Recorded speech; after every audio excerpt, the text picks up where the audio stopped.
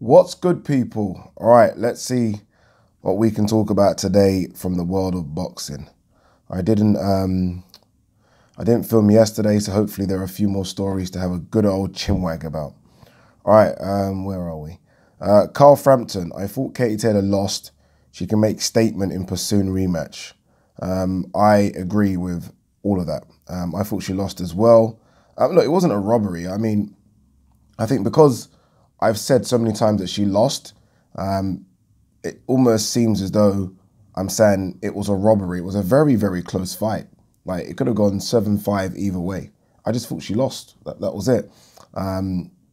Sometimes you're going to get these opponents that are just stylistically very difficult for you. And I think Pursuit could be that for her.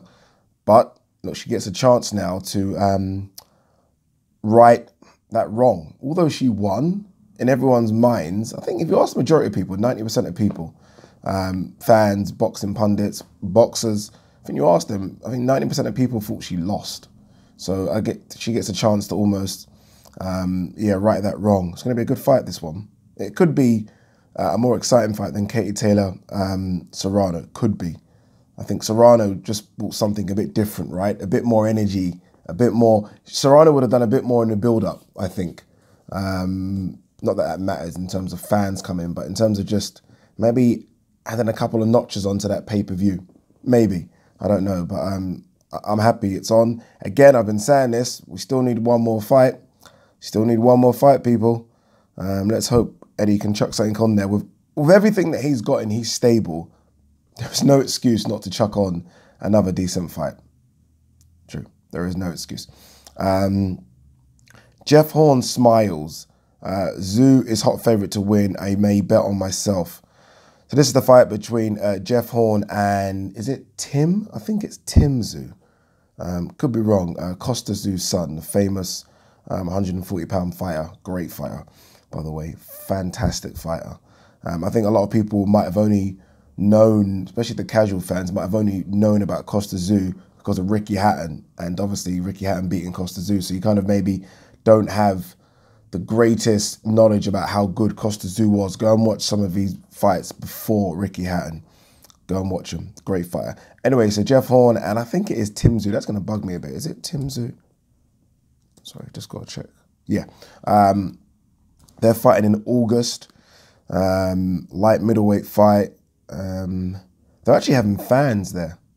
This fight, obviously, in Australia. It's a big fight, by the way. In fact, it's a huge fight in Australia. They're having fans there, and they're saying that they're going to have at least 16,000, but they might go up to 25. I think the restrictions right now in certain states or parts of Australia are a maximum of 25,000.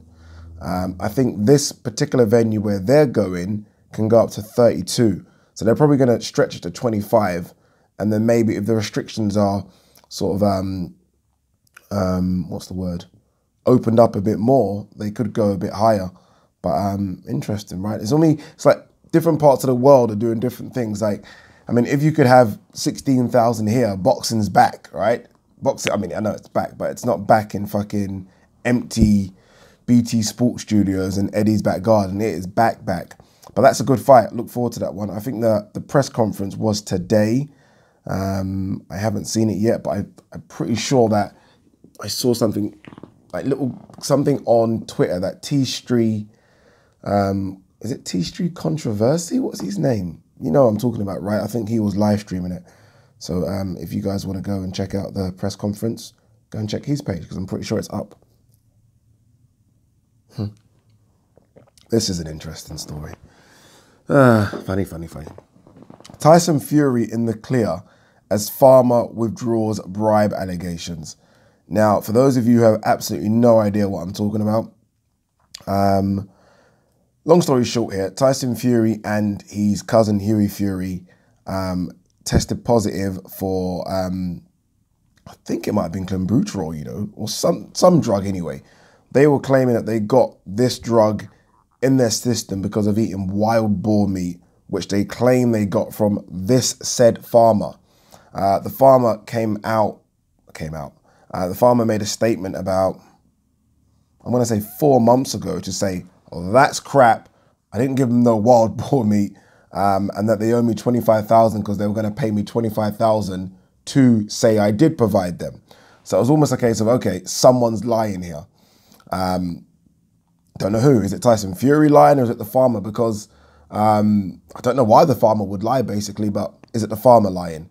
Now, this farmer has withdrawn those allegations. So he's basically saying, you know what?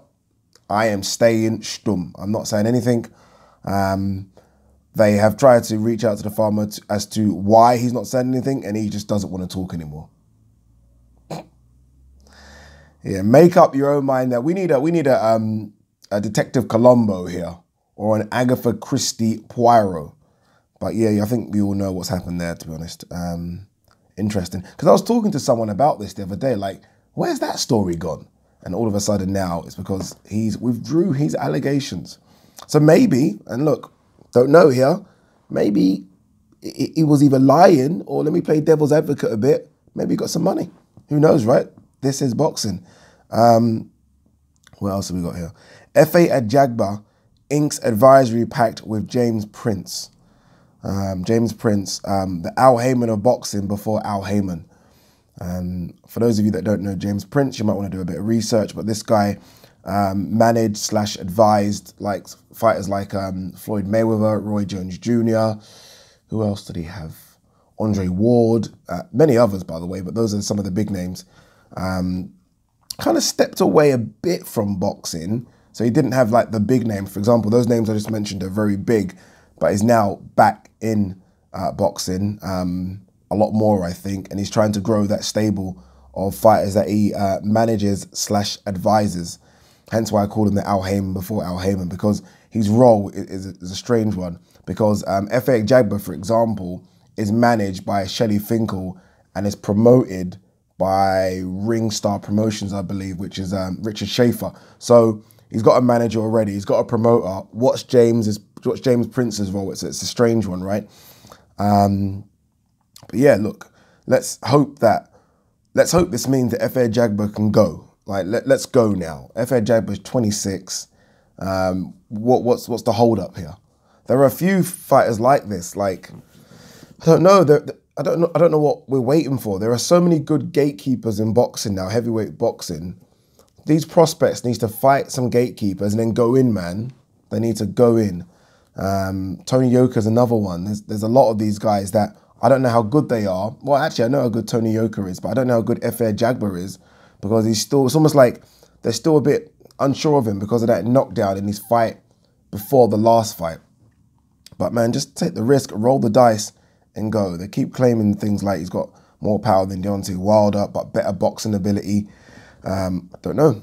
I don't know if it's difficult to have better boxing ability than Deontay Wilder, but it'd be good to see him get pushed a bit by James Prince, and let's see what doors James Prince can open. I'm pretty sure Jarrell Miller owes James Prince money as well. And James Prince, again, do your research, people, isn't the kind of guy you want to owe money to. He just isn't. But let's see. Let's see if he can build that stable again and what that means. I have no idea if he's a type of manager / advisor that only works with certain networks, or he will literally branch F.A. Jagba out to everyone. Because F.A. Jagba has been sort of fighting under the PBC banner for a while. Does this mean now that he can go anywhere? That would be interesting and good if that's the case.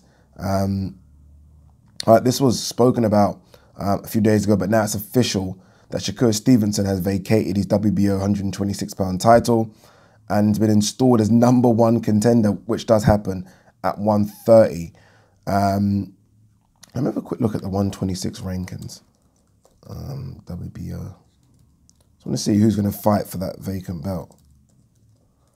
So this is where, if you're someone like Kid Galahad, who's obviously been fighting for the IBF, you should have put yourself in a position so you could have a crack at this. And then if he wins it, then obviously him versus Josh Warrington's a bigger fight. Oh, this laptop is so slow, it's actually embarrassing. Where are we? What's that one? No, not that one. Ramiro, nope.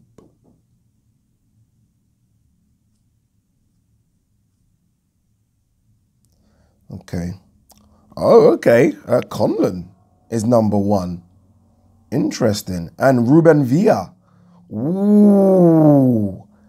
Will they make that fight? Ruben Villa is good.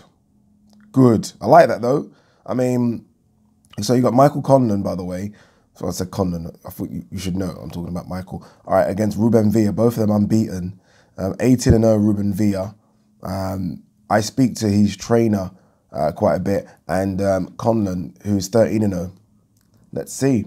Just below that, you got Walsh from Britain. Don't know if you guys remember, lost to Gervonta Davis when he had the IB. Did he have the IBF? No, he didn't have. Gervonta Davis came over and defended the IBF. Can't remember. Sorry. That's interesting, though. That is very interesting. I mentioned Kid Galahad. He's number 7 on the rankings. So, I mean, look, it depends if Michael Conlan and Ruben Villa both want it. Ruben Villa definitely wants this world title shot. I know that for a fact. Does Michael Conlan at this stage of his career want a world title crack? He might not, and then obviously it goes to the next man down. That's interesting. That is very, very interesting. I like that. Let's see. Let's see. As for Shakur Stevenson being ranked number 1 contender at the higher weight class, so junior lightweight, the champion right now is Jamal Herring.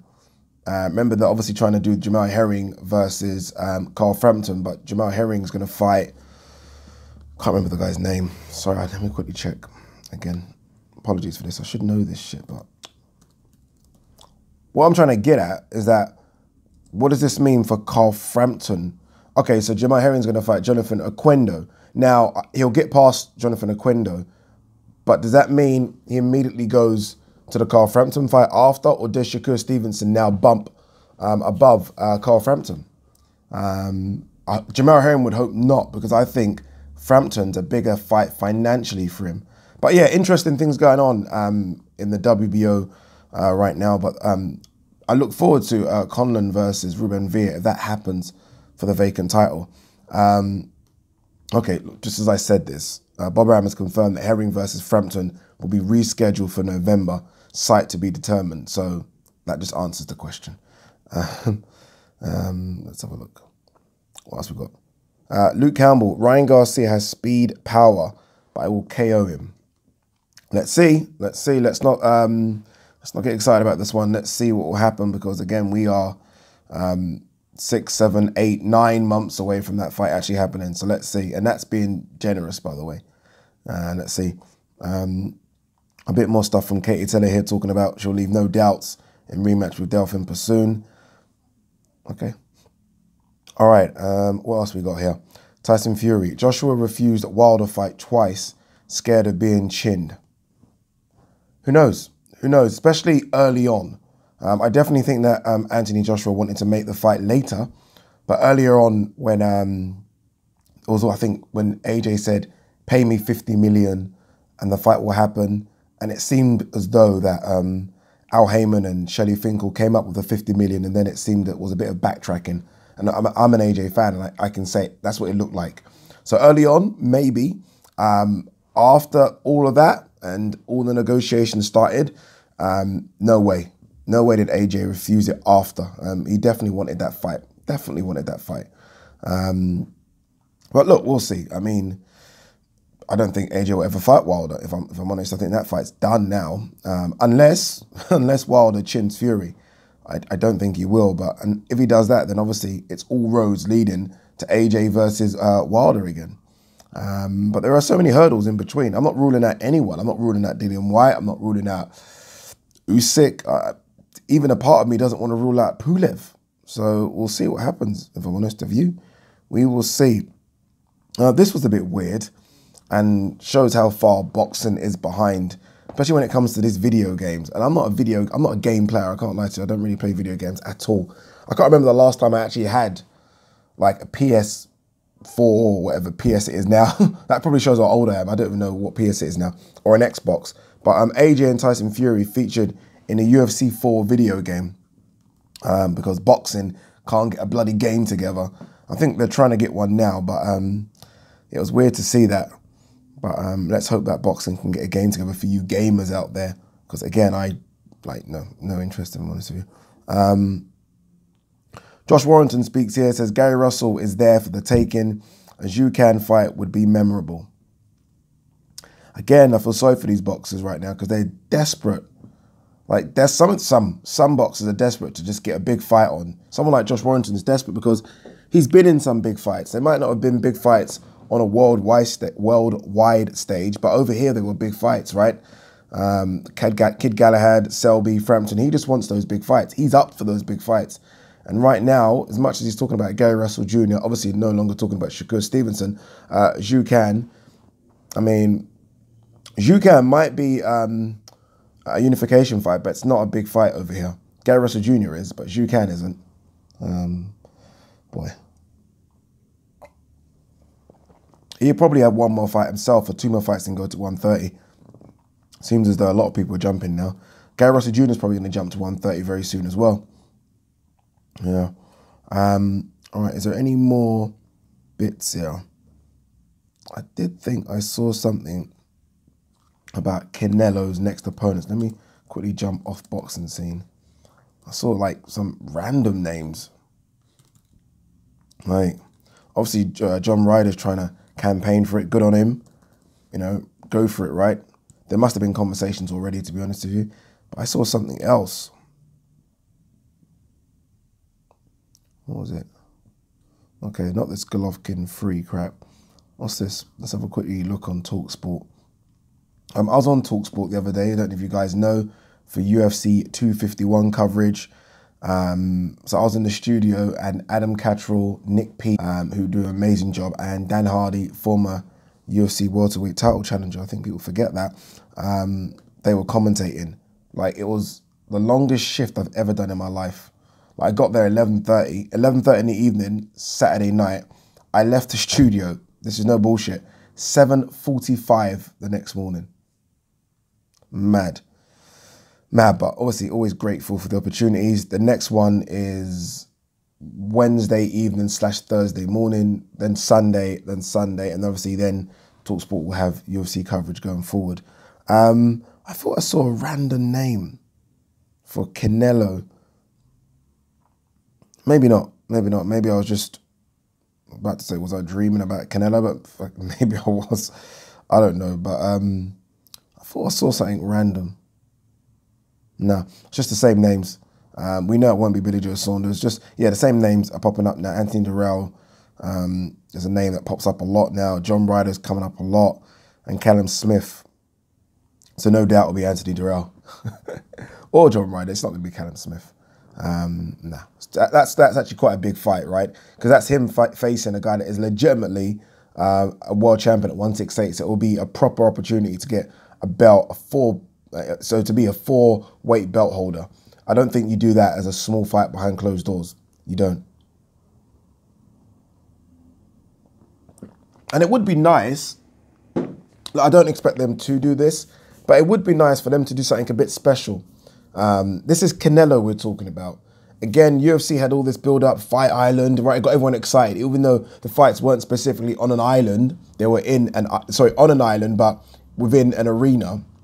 I think all the build-up made it seem like they're going to fight on the fucking beach, which they didn't do. But it would be nice to do something a bit special for a Canelo fight. Like, are they just going to have it in an empty arena? Or are they going to try and go chuck a bit of money at this, try and do something a bit special? Because boxing needs it now. I need a Canelo fight, but I need it to be a bit more than just BT Sports Studio. Do you know what I mean? It needs to be a bit more than that for Canelo. And hopefully they can think outside the box about just doing something a bit special. Like even where the fight could take place. I'm trying to think right now, like where a Canelo fight could take place, which is a bit different, which get the fans excited. Something crazy, man, would be nice, but I don't know. I doubt it. I just think they're just going to just do what boxing does, really. Yeah, we're back. Fight behind closed doors next, which is a bit boring. All right, guys, I think that's it. Peace and love.